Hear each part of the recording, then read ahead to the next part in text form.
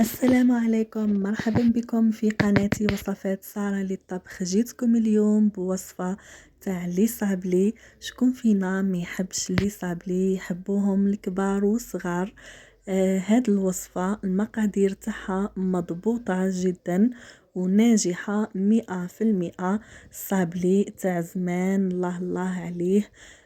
تشهيتو اليوم، قلت نديروه نشربوا به الحليب. نحضروا لي صابلي دايما في الاعياد والمناسبات، حنا في العياد ما يخطيناش. قلت لي ما لا نشارك معكم الوصفة. نتعرفوا مع بعضنا على المقادير وطريقة التحضير تاعو خطوة بخطوة.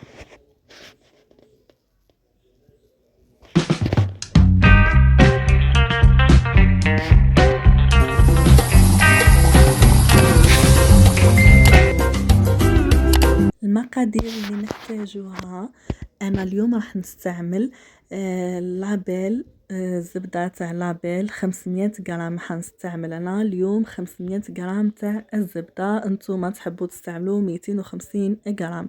عندنا كاس تاع سكر ناعم سكر غلاس، كاس تاع نشا، زوج صفار بيض وزوج بيضات، وكاس ناقص اسبوع تاع الزيت. عندنا زوج تاع لافاني، قرصة تاع الملح، المبشور الليمون والفارينة بطبيعة الحال. وعندنا الكونفيتور لهنا تاع المشمش لهنا راح نلصق به من بعد الصابلي تاعنا، ومغرفة صغيرة تاع خميرة كيميائية تقريب كيس. يعني في المقادير هادو نحتاجو تقريب كيس خميرة كيميائية. اول حاجه اللي هنا انا قلت والله الصابلي نديرو كيما زمان، نديرو بيدي ونديرو في القصعه تاع الحطب. تجيني الخدمه يعني سهله. حطيت الزبده اللي تكونوا خرجتوها لازم من قبل من الثلاجه، تكون طريه بحراره الغرفه هي والبيض. ونبدا نحل في الزبده، ندوب فيها بيدي كما راكم تشوفوا. نحلها هي الاولى. تقدروا تستعملوا الباتر كيما تقدروا تستعملوا البيتخا، وتقدروا تستعملوا يديكم فقط كيما انا. زدت ضفت لهنا الكاس تاع السكر الناعم، ونبقى ندخل فيه مع الزبدة جيدا. كل حاجة نضيفها نعطي لها يعني حقها ونعطي لها وقتها. وشوفوا كيما راكم تشوفوا راني نحك في الزبدة مليح مليح، وخاصة نخدمو بالاصابع الصابلي باه يجي مرمل. يعني لازم تخدمي بالاصابع، هو ما يتعجنش سيختو من بعدا كي تحطي الفارينة. لهنا بعد ما دخلت السكر جيدا ضفت زوج بيضات وزوج صفار تاع البيض. ركزوا معايا مليح، اذا استعملتي 250 غرام تاع الزبده تحطي بيضه وصفار بيضه فقط. هنا في 500 غرام تاع الزبده راني حطيت زوج صفار وزوج بيضات. نضيف معاهم الكيس، زوج اكياس عفوا تاع لافاني، اذا عندكم لافاني ليكيد ولا بودر كيف كيف. ضفت لهنا مبشور الليمون يعطيها ثاني نكهه بنينه. ونبدأ ندخل في البيض جيدا مع الزبدة هذيك.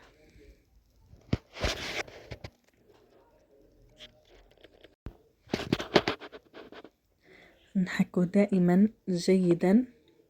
هنا راح نضيف الكاس ناقص اصبع تاع الزيت. لهنا راني نعاود في المقادير ونعاود نهضر ونعاود فيهم باش تتوضح الصورة. شوفوا ندخل هذاك الزيت جيدا. شوفوا الصابلي كيفاش يبان الزبدة كانت صفراء، شوفوا كيف الخليط يولي ابيض يعني، وتحسوا انه الخليط زاد الفوليم تاعو. هذا هو السر تاع الصابلي، يعني هاكم حكيتوه مليح مليح. نضيفوا لهنا الكاس تاع النشا ورشة تاع الملح، رشة خفيفة تاع الملح، لازم رشة تاع الملح في لي صابلي. ولهنا مغرف صغيرة تاع الخميرة الكيميائية محسوب كيس، الكيس كامل. ونبداو ندخلو النشا هو كذلك جيدا. شوفوا بأطراف الأصابع فقط.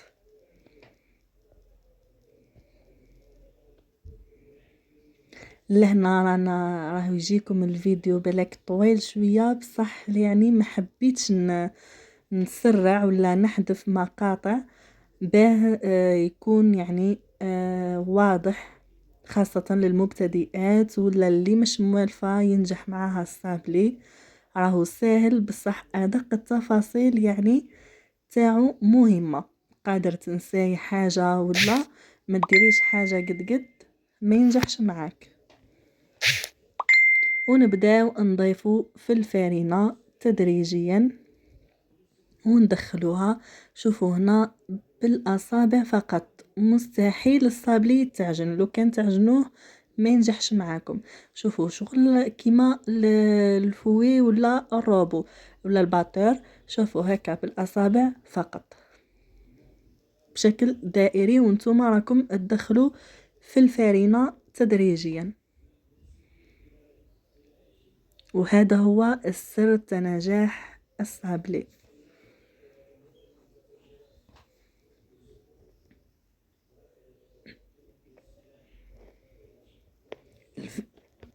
الفارينة كذلك ما نقدرش نعطيكم الكمية يعني بالضبط، يعني لانها على حساب الفارينة تاع كل واحد.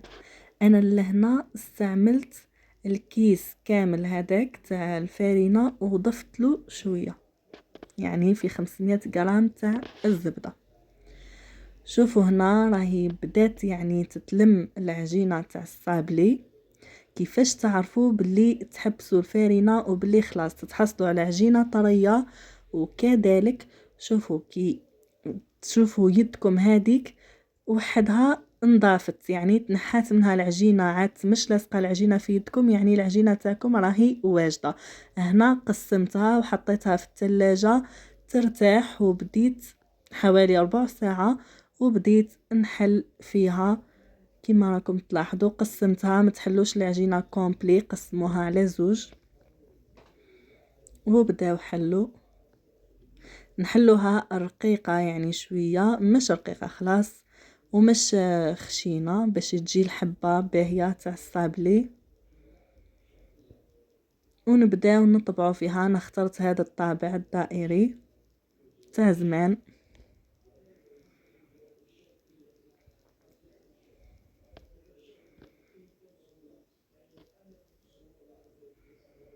وكي تبداو تطبعوا هذه تاني حاجة مهمة، حطوا الطابع ووجبدوا الطول، ما تحركوهش هك ولا هك باش تقعد لكم الحبة يعني الحجم تاعها ما يتغيرش وتقعد الحبة معدولة.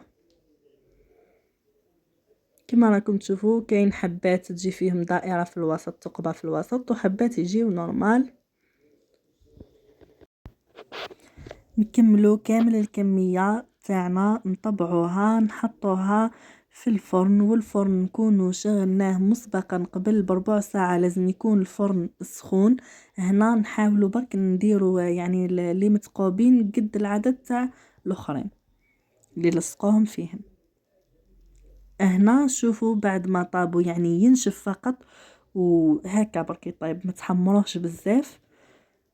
نجيبوا هاد الحبات المتقوبين ونبداو نضيفوا لهم السكر غلاس، يعني هاد الطريقه بصح لازم السر هنا لازم الصابلي يبرد باش ديروا المرحله هذه تاع السكر غلاس.